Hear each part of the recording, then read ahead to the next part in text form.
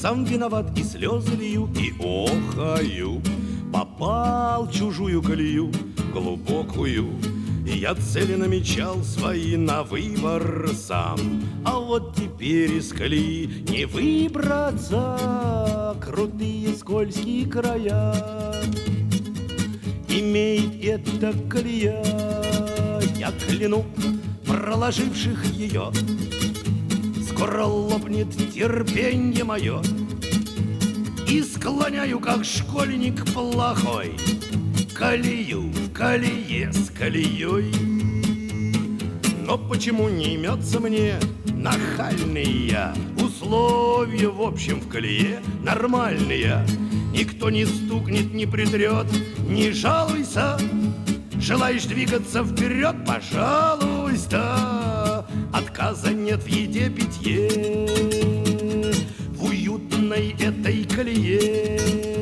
И я живо себя убедил, не один я в нее угодил. Так держать колесо в колесе, и доеду туда, куда все. Вот кто-то крикнул, сам не свой: а ну пусти! И начал спорить с колеей по глупости.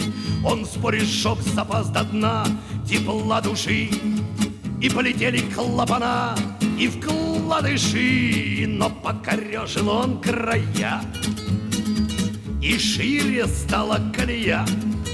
Вдруг его обрывается след. Чудака оттащили в кювет, чтоб не мог он нам задним мешать по чужой колее проезжать. Вот и ко мне пришла беда, стартер заел. Теперь уж это не езда, а ерзанье. И надо бы выйти подтолкнуть, но прыти нет.